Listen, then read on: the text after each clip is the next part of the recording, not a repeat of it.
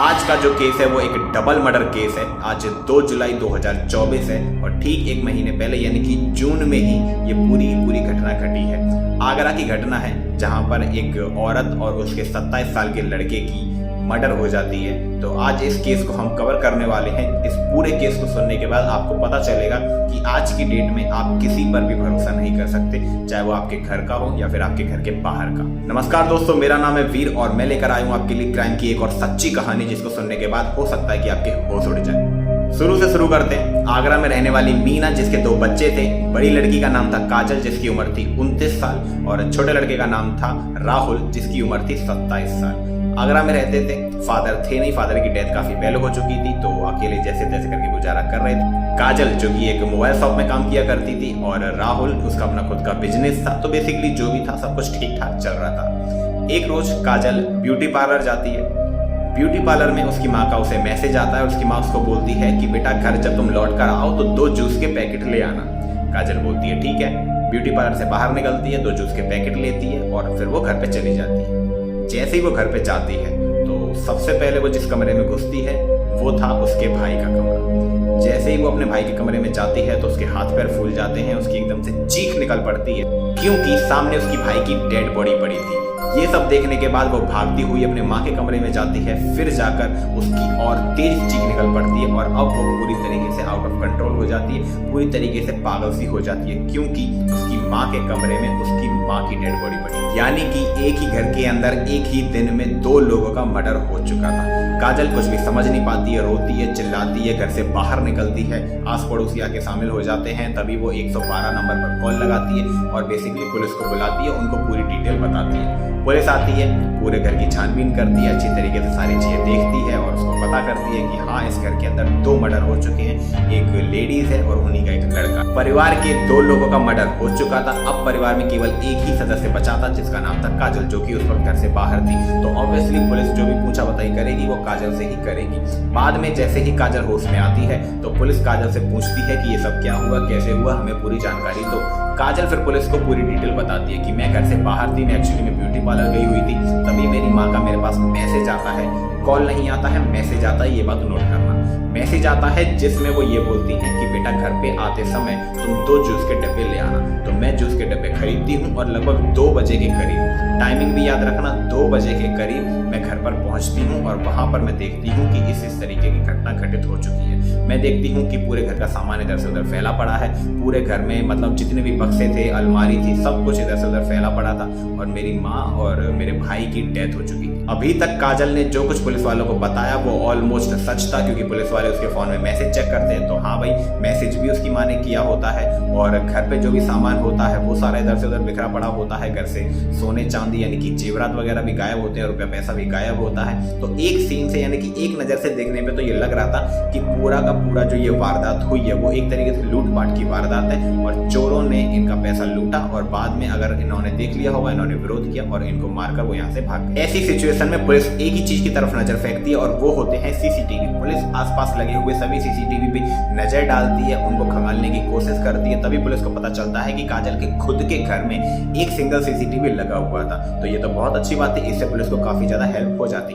Police वाले जैसे ही उस सीसीटीवी को खंगालने की कोशिश करते हैं तो पुलिस को पता चलता है कि 23 जून यानी कि जिस दिन ये मर्डर होता है उसी से ठीक एक दिन पहले तक की रिकॉर्डिंग उस कैमरे में मौजूद है। लेकिन जिस दिन ये मर्डर हुआ 23 जून को, उस दिन की रिकॉर्डिंग उस पूरे कैमरे में रिकॉर्ड ही नहीं है क्योंकि किसी ने कैमरे का जो स्विच होता है उसको ऑफ कर दिया था, यानी कि कैमरे को स्विच ऑफ कर दिया था, जिसकी वजह से कुछ भी रिकॉर्ड नहीं हुआ। अब ये बहुत ही अजीब चीज है क्योंकि आमतौर पर अगर कोई चोरी करने आता है, कोई लूटपाट करने आता है तो या तो वो सीसीटीवी से बचने के लिए पूरे के पूरे सीसीटीवी को तोड़ देता है, उसका जो बॉक्स होता है सीसीटीवी का उसको अपने साथ ले जाता है, या फिर वो तार वगैरह काटता है ताकि जो रिकॉर्डिंग वगैरह है वो पूरी तरीके से उसमें ना आ पाए। लेकिन वो जो डीवीडी होती है एक तरीके से सीसीटीवी की, उसको वो या तो तोड़ देंगे या अपने साथ ले जाएंगे। क्योंकि ऑब्वियसली जो पुरानी फोटेज है उससे पता चल जाएगा कि घर के अंदर कौन दाखिल हुआ, और ऑब्वियसली कोई दाखिल हुआ है, उसके बाद ही उसने कैमरे को स्विच ऑफ किया। खैर, इसके बाद पुलिस काजल से इसके बारे में पूछती है तो काजल साफ साफ मना कर देती है कि मुझे इसके बारे में कोई भी जानकारी नहीं है। फिर पुलिस मोहल्ले के कैमरों को खंगालने की कोशिश करती है, यानी कि वो ये देखती है कि मोहल्ले में अगर कोई कैमरा लगा हो, क्योंकि ऑब्वियसली आगरा जैसे शहरों में लोग अपने घर के आसपास कैमरा लगाकर रखते हैं, तो पुलिस को उससे काफी ज्यादा कुछ जानकारी मिल सकती थी। तभी पुलिस को पता चलता है कि हाँ, मोहल्ले में एक ऐसा कैमरा है सीसीटीवी जिससे काजल का घर साफ साफ दिखाई देता है, और उससे साफ साफ पता चलता है कि काजल के घर में किसने एंट्री ली। तो बेसिकली पुलिस उस समय की फुटेज निकालने की कोशिश करती है जो समय काजल के द्वारा बताया गया था। काजल ने बताया था कि वो 10 बजे सुबह घर से बाहर निकली मार्केट के लिए, 2 बजे उसकी माँ का उसके पास मैसेज आया, यानी कि 2 बजे तक उसकी माँ जिंदा थी। तो पुलिस कोशिश करती है कि वो लगभग 1 बजे से 3, 4 या 5 बजे तक का फुटेज निकालने की कोशिश करे, लेकिन जैसे ही पुलिस इनको निकालने की कोशिश करती है तो पुलिस को घंटा भी कुछ नहीं मिलता, क्योंकि ये वारदात उस समय हुई ही नहीं थी। अब पुलिस कोशिश करती है कि वो पिछले 24 घंटे की फुटेज निकालने की कोशिश करे। फिर पुलिस पिछले 24 घंटे की फुटेज निकालती है। पूरी फुटेज देखने के बाद पुलिस को पता चलता है कि काजल पुलिस वालों से झूठ बोल रही थी कि वो 10 बजे घर से बाहर निकली, जबकि एक्चुअल में फुटेज के अनुसार वो लगभग 9 बजे के करीब घर से बाहर निकली, और 8 बजे के करीब वो लड़का घर के अंदर गया था। और जैसे ही लड़का घर से बाहर निकलता है, उसके लगभग आधे घंटे के बाद काजल भी उस घर से बाहर निकलती है मार्केट के लिए। बाद में पुलिस काजल को ये सीसीटीवी फुटेज दिखाती है तो काजल के पास कोई भी जवाब नहीं होता, और इस बात को तब तक 2 दिन बीत चुके थे, और तब तक पोस्टमार्टम रिपोर्ट भी आ जाती है। और पोस्टमार्टम रिपोर्ट के अनुसार ये घटना, यानी कि जो उसकी मम्मी का उसके भाई का मर्डर हुआ था, वो लगभग सुबह के 8 या 8:30 बजे के करीब ही हुआ। तो ऑब्वियसली अब काजल के पास कोई भी जवाब नहीं था पुलिस वालों को देने के लिए। और इसी बीच एक और रिपोर्ट आ जाती है जहां पर यह पता लगाया जाता है कि जिस वक्त काजल की मां ने काजल को मैसेज किया था, तो उस वक्त के नेटवर्क कहां से कहां पर मिल रहे थे। तो नेटवर्क से पता चलता है कि जिस वक्त ये मैसेज किया गया था, उस वक्त ये दोनों नेटवर्क एक ही लोकेशन के दिखा रहे थे, यानी कि काजल अपने माँ का फोन अपने साथ लेकर गई थी मार्केट, और उसने खुद ही अपने आप को मैसेज किया था। अब पुलिस के पास सारे सबूत इकट्ठे हो चुके थे काजल के खिलाफ। फिर पुलिस काजल से सख्ती से पेश आती है और उसके 2-3 कनपट्टी पे लगाती है, और फिर काजल तोते की तरह सब कुछ उगलना चालू कर देती। और पूरी कहानी कुछ इस प्रकार थी। काजल अपने भाई से लगभग 2 साल बड़ी थी। माँ बाप ने हमेशा काजल को लड़कों की तरह ही प्यार किया, यानी कि उन्होंने हमेशा काजल को इस तरीके से प्यार किया ताकि कोई ये ना बोल पाए कि आप लड़के और लड़की में भेदभाव करते हो। इसीलिए वो हमेशा काजल को लड़कों की तरह ही प्यार करते थे, लड़कों की तरह कपड़े पहनाना, लड़कों की तरह गाड़ियां दिलवाना, खिलौने दिलवाना। तो एक तरीके से जो काजल की अपब्रिंगिंग थी वो भी एक तरीके से लड़कों की तरह ही होने लगी, यानी कि एक समय तक तो हम लोग इसको बचपने में डाल देते हैं, लेकिन एक समय के बाद जब काजल की थोड़ी सी उम्र हो जाती है तो उसकी माँ उसको बोलती है कि बेटी तुम लड़की हो और तुम्हें लड़की की तरह रहना चाहिए। लेकिन काजल को ये सब पसंद नहीं था। काजल को पसंद था पैंट शर्ट पहनना, काजल को पसंद था लड़कों की तरह गुंडागर्दी में रहना, काजल को पसंद था लड़कों की तरह चलना।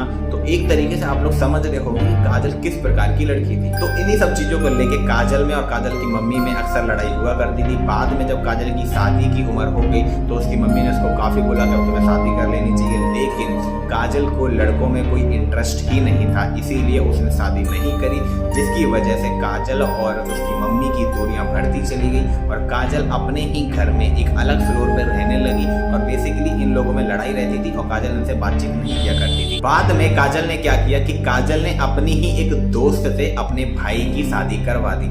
लेकिन काजल ने अपनी जिस दोस्त की अपने भाई से शादी करवाई थी, काजल और उसकी उस दोस्त के बीच में रिश्ते कुछ अलग थे। तो बेसिकली जैसे ही इसके बारे में उसके भाई को पता चला तो वो शादी टूट गई और उसके बाद उसके भाई की दोबारा शादी होती है और उस शादी के साथ भी कुछ इसी तरीके के संबंध रहे काजल के और काजल की भाभी के। तो बेसिकली वो औरत भी उसके भाई को छोड़कर चली गई, यानी कि उसके भाई की दूसरी शादी भी टूट गई। तो इस जगह अब काजल को ये लगने लगा कि उसकी माँ और उसका खुद का भाई उसकी जिंदगी के सबसे बड़े रोड़े हैं। बेसिकली वो उसको उसकी तरीके से उसकी लाइफ स्टाइल नहीं जीने दे रहे हैं जो वो एक्चुअल में चाहती है। और बहुत सोचने के बाद फिर फाइनली काजल के दिमाग में ये बात आकर बैठ गई कि अगर उसको जिंदगी में खुश रहना है, अगर उसको जिंदगी में वो जिंदगी चाहिए जो एक्चुअल में वो जीना चाहती है, तो उसको अपने भाई और अपनी माँ को मारना पड़ेगा, उनको रास्ते से हटाना पड़ेगा।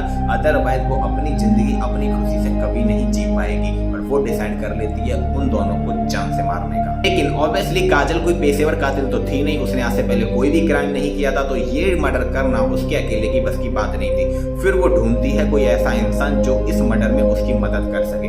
तभी उसको याद आता है कि प्रॉपर्टी को लेके उसकी मम्मी में और उसके मामा में, यानी कि उसकी मम्मी के भाई में हमेशा झगड़ा बना रहता है, क्योंकि उनकी कोई खेती बाड़ी होगी, कोई पुश्तैनी प्रॉपर्टी होगी जिसमें उसकी मम्मी बोलती होगी मेरा हक है और उसके मामा बोलते होंगे नहीं इसमें मेरा हक है, तो उन लोगों में लड़ाई बनी रहती थी।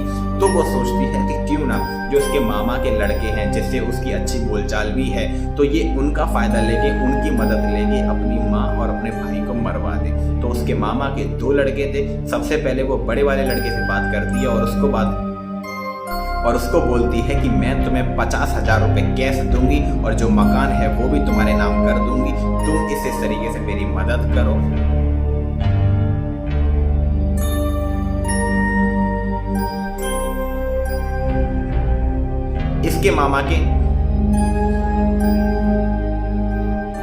इसके मामा के 2 लड़के थे, तो सबसे पहले ये बड़े वाले लड़के को पकड़ती है और उसको ये बोलती है कि मैं तुम्हें 50,000 रुपये दूंगी अगर तुम मेरी मदद करते हो 2 मर्डर करने में। तो बेसिकली वो लड़का मान जाता है और इसके मामा के 2 लड़के थे, तो सबसे पहले ये बड़े वाले लड़के से बात करती है और उसको ऑफर करती है कि मैं तुम्हें 50,000 रुपये कैश दूंगी और उसी के साथ जो मकान है जिसके लिए तुम में लड़ाई है वो मकान भी मैं तुम्हारे नाम कर दूंगी, लेकिन तुम्हें मेरी मदद करनी पड़ेगी 2 मर्डर में। तो उसका वो भाई जो होता है वो मान जाता है, लेकिन जैसे ही वो बताती है कि तुम्हें मर्डर करना होगा मेरी मम्मी का और मेरे ही भाई का, तो ये सुनकर वो थोड़ा सा घबरा जाता है और इस चीज़ के लिए वो बिल्कुल भी एग्री नहीं करता है और वो रास्ते से पीछे हट जाता है। बाद में जैसे वो पीछे हट जाता है तो अब उसके पास कोई ऑप्शन नहीं बचा, तो अब ये अपने ही मामा के जो दूसरा लड़का था, यानी कि जो छोटा वाला लड़का था जिसका नाम था क्रिस, ये उसको पकड़ती है और ये उसको सेम ऑफर देती है कि मैं तुम्हें 50,000 रुपये कैश दूंगी और जो मकान है वो भी तुम्हारे नाम कर दूंगी, तुम्हें मेरी इस तरीके से मदद करनी पड़ेगी। और वो चूतिया का पट्टा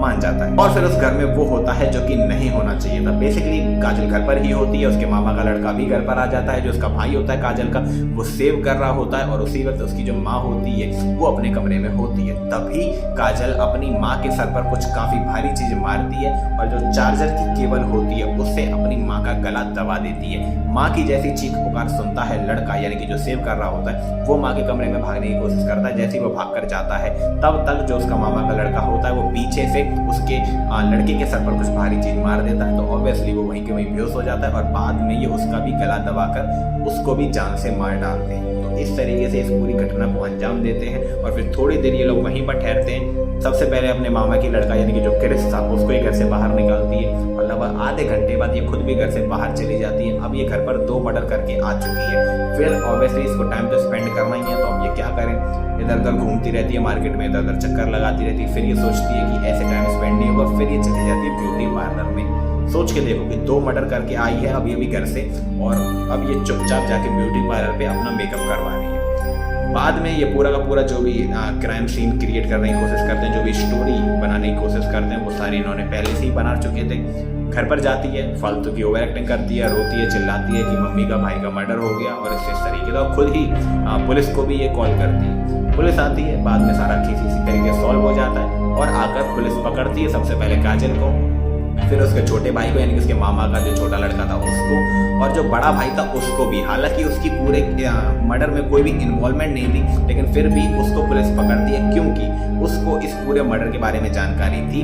और जब उसका छोटा भाई ये मर्डर करके आता है तो वो आकर अपने बड़े भाई को बताता भी है कि हमने इस तरीके से उन दोनों को मार दिया। उसके बाद भी वो किसी से कुछ नहीं बोलता, तो ऑब्वियसली उसके ऊपर भी वही धाराएं लगेंगी जो इन दोनों के ऊपर लगने वाली थी। सबको जेल में डाल दिया, तो अब तुम वहाँ पर चाहे लड़के वाले कपड़े पहनो चाहे लड़की वाले कपड़े पहनो, किसी को कोई घंटा फर्क नहीं पड़ने वाला। लेकिन क्राइम जो आपने किया है वो क्राइम एक ऐसा क्राइम है जिसने रिश्तों को तार तार कर दिया, जिसने ये बता दिया आने वाली पीढ़ी को या फिर जितनी भी जनरेशन आजकल ये केस सुन रही है, देख रही है, कि आज की डेट में माहौल ऐसा हो चुका है कि आप किसी के ऊपर भी भरोसा नहीं कर सकते। आपको इंसान प्रॉपर्टी के लिए मार सकता है, रिश्तों के लिए मार सकता है, आप उनको उनकी तरह से नहीं जीने दे रहे हो तो वो उसके लिए भी आपको मार सकता है, पढ़ाई के लिए मार सकता है। मतलब आपको खुद ही नहीं पता चलेगा कि सामने वाला इंसान जो मेरा मर्डर करना चाहता है तो वो रीज़न क्या है। और जब आपको वो रीज़न पता चलेगा तो आपको हो सकता है एक बार के लिए हंसी भी आ जाए कि यार इतनी छोटी सी बात के लिए